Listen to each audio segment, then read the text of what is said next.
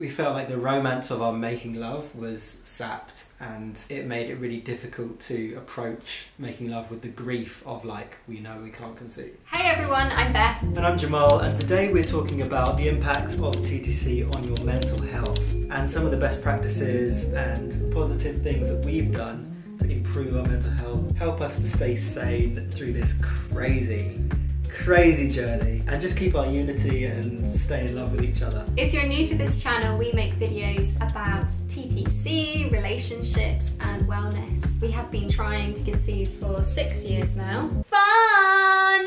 So the journey has been long with lots of ups and downs, so we have a lot to share on this subject. So if you are interested in any of those subjects, then feel free to hit the subscribe button and the bell so you get notified whenever we post a video, and enjoy. So what we've found is that there is just not much conversation about the impact of TTC on your mental health, also how to stay really healthy and in love and up for the journey as you go through year on year on year. And I mean, we've spoken to people who have gone through TTC, who have then conceived and had children and are still reeling from the trauma of trying to conceive. And so in that sense, it goes to show that in order to stay healthy going forward in your life, not just on the journey but even into raising a family, it's so important that we have this conversation and maintain a kind of rhetoric about our mental health. It just seems like a no-brainer. We started to realise that we were having problems when it got to about a year, maybe just before a year. We were like,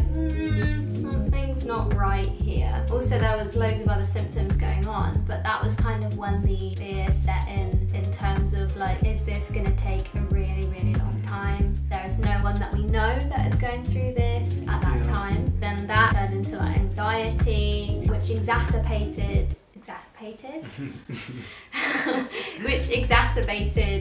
health symptoms that we had, because obviously your mental health really affects your physical health. And so that kind of escalated into depression for, both of us. We had waves of depression over the years, and it kind of made it really difficult for us to know how to talk about what we were going through, and also like how to keep going. The notion is, oh, just keep going, you're doing well, one day it will happen. And that's all well and good, but every month when you see those negative tests and the period comes, it's not healthy to not deal with that grief and that trauma. And we've found that over the years there have been plenty of different ways in which we've tried to deal with that, some of them including stopping testing. We felt like the romance of our making love was sapped, and it made it really difficult to approach making love with the grief of like, we know we can't conceive. There's definitely waves of a variety of emotions, of fear, of anger, depression, sadness, numbness. That's a weird one. The numbness is a weird one when you're like, wait, I know I want a baby, but I just don't feel anything right now. Yeah, the process just takes it out of you, and you want it so much. You know you do in your head, but your body just won't register that feeling because it's trying to protect you. It's like set up all these walls so that you can't feel those things anymore for that time, just so that you can actually have the respite in your body. Yeah. So the first thing that we would say as a couple is to really prioritise your unity. When it comes to your mental health, the first thing that your body and your mind is going to tell you is that you're alone and that you're isolated, and all these fears and anxieties and stresses and worries, they're all your own, and you don't want to put that on the other person for a variety of reasons. You may not want to put that on the other person because you're scared that they may reject you, that they may get angry at you, that you may hurt them with your feelings and fears. And all of those things are really valid ways to feel, but at the same time they will continue to separate you both if you don't approach this as a couple and as a team and say to each other, even though some of my thoughts are ugly, and even though they don't make me look great, or they make me feel really insecure about what you're going to think of me, I need to give you this because this is our journey together. It's out of love, wanting to invite someone into the way you're feeling, which can be very difficult. I know I found that very difficult. Perhaps it's a man thing, but I don't want to generalise. It is a chance to grow in even deeper intimacy. Like, that is, I guess, the silver lining of the crappy situation. You are in the absolute trenches together. You have to lean on each other and you have to be honest and open together, and it's just such an invitation for deeper intimacy and connection with your partner, for them to see you at your worst and for you to see them at their worst, and love and support each other and choose each other despite anything and everything. Absolutely. So well said. Beautiful woman. Paid him to say that. So just to dive a bit deeper into that topic, we're going to dive a little bit deeper. The very obvious feelings are feelings of resentment and blame and guilt. I feel like we could talk about this for hours. Very interesting feelings to be having. And these feelings can really play on your mental health, because especially if you're blaming the other person or feeling like you want to, but you know that that's an ugly feeling, and you know that you shouldn't really blame the other person because it's no one's fault. Yeah, especially like if they have health issues, it's really rubbish, but it isn't their fault really, unless they've intentionally cut their balls off. Having feelings like that, and then guilt around the way I felt because I knew those feelings were wrong. I felt a lot more anxious and stressed about talking because I didn't want to hurt Beth. I'm not saying that you have to, or that we did it all in one go, where we just laid it on the person and we're just like, this is everything. That'd be too much, wouldn't it? But it's like making sure that you're saving time and putting time aside every now and then to have conversations and to just check in with each other, because otherwise your mind can just start circling and circling and circling. What if it had been different? Why has this happened? This person's fault. I wish just all of this stuff, and it gets really, really cloudy and messy. Jamal briefly touched. That's so weird calling you Jamal. I'd never call you Jamal. One of my pet names that we won't repeat on YouTube.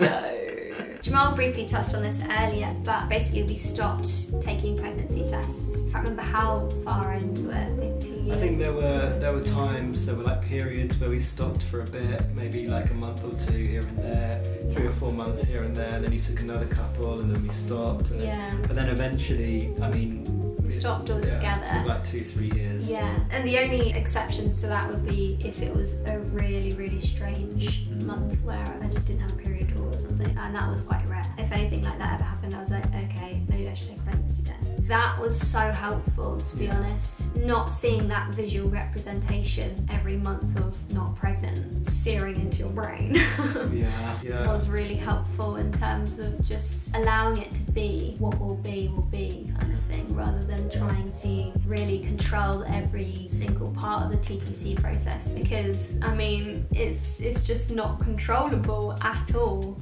Having a baby is so complex. We think we can control parts of it, but we can't. So just letting go of that need to know every month and just settling back into placing all that energy onto just loving your partner and living a joyous life. And also loving yourself as well, recognising that you're valuable enough and you deserve to have your mental health looked after. Yeah, definitely. And the pregnancy test thing, for me, it was hard seeing Beth kind of, break down pretty much every month after seeing that negative test, and it being another reminder, and then having to support her through that, and also me knowing that we're not going to conceive that month. It was like you were reliving a lot of trauma, and instead, you started letting your body tell you. If your period came as normal, then so be it, and we go through a bit of difficulty through that emotionally, but rather than having the visual, you're testing and then you're not. And I know how tempting it is, even if your period hasn't been missed, just like on day 1 of when your period should be there, just be like whipping the pregnancy test out straight away. I know that feeling, but it's not healthy. And also it depends how long you've been on the journey. It depends where you're at and stuff. Like if you've got medical diagnosis and you know that there's particular reasons why you're not conceiving, then you don't want to put yourself under more stress. And also, it's so much cheaper. You save a lot of money. Spend on a date, that is the thing. Yeah. Now this next point is very important. So important. Keep making love fun. I don't know why I said it like that. Oh my god. You sound like a 60-year-old man, like scared of saying. Keep, like my family would say when they say naughty words, they whisper them like, Like, keep fun. Keep making love fun. Trying for a baby can feel like a bit of a chore at times. And I know that sounds really disrespectful and really like bad. That's how we felt at times, because we want to make sure that we're giving ourselves the best opportunity of conceiving, but in so doing you can miss out on actually really seeing your partner and loving them and cherishing them. We've definitely had times where we've struggled with intimacy because we felt so like stressed about conceiving a baby. Again, it comes back to like you're a unit first as your relationship, and that is what you signed up for first and foremost. At least I hope it was. You know, we signed up to be with each other first, and having a family would be a bonus, but there's nothing that would stop us being together even if we never conceive. And so we've just got to keep focusing on that. And when it comes to making love, if we allow ourselves to think about creating babies every single time, it can just be heartbreaking. We'll end up just crying and talking till like 1 AM, which is always good, but then you just never make love. It took us quite a while to tell anybody that we were going through this, but when we did, there was such a crazy outpouring of love and support and care. Some people didn't understand to the extent that we needed. But you know, they tried. What really helped us was opening up, being open and honest about it. The process of opening up on YouTube and talking about it and sharing it with a whole bunch of people that were also going through it was not only helpful for them, for you guys, but for us as well. The more that we speak about it, I think the more healing it is for us, because it's so easy to internalize all of these feelings and just get stuck in your own head and just think that you're the only one going through such a crappy situation when that's so not true.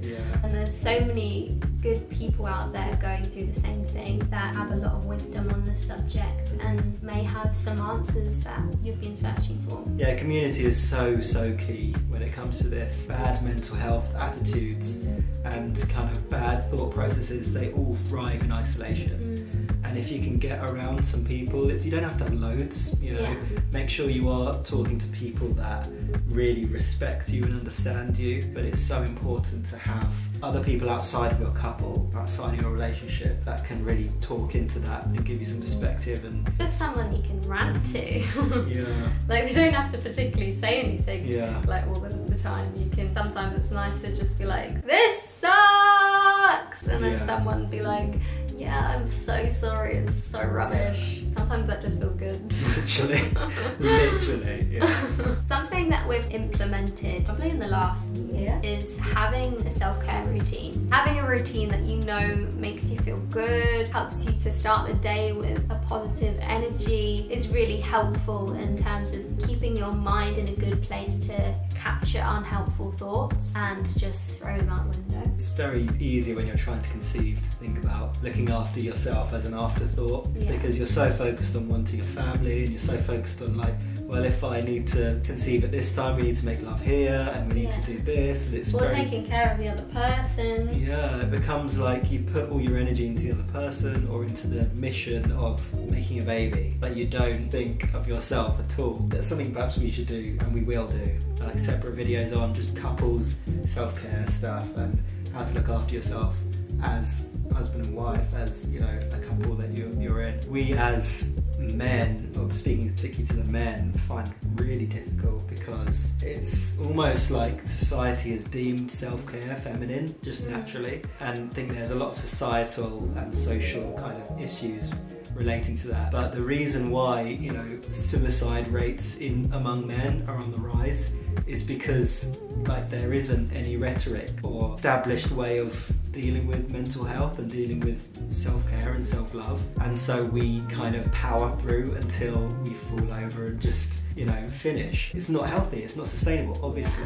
For me personally, I really enjoy time in quiet. I mean, I'm quite an introvert, so things like reading, listening to music in my headphones, or learning to get into more meditation. If you have, you know, a spiritual inclination, then prayer is really, really powerful as well in reaching out to God and making sure that you're aligned with the purpose that He has for your life. Getting the reassurance from a higher power, particularly Jesus, through Jesus Christ, it's just been a game changer.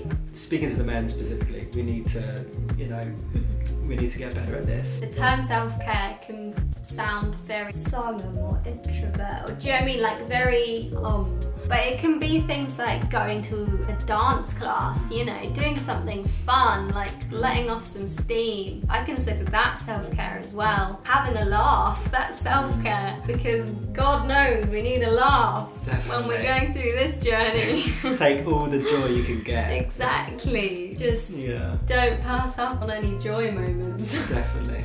Yeah, that's a really good point. So for some reason our camera stopped recording. Yeah. But anyway, we hope you enjoyed that video and that it was helpful for you in some way. We would love it if you subscribed to our channel and followed our journey. Please comment in the comment box if you're new, and also with any other TTC videos you would love for us to do. Make sure you give this video a thumbs up, really helps our channel and supports the algorithms and all that stuff. And we will see you in the next video. Bye.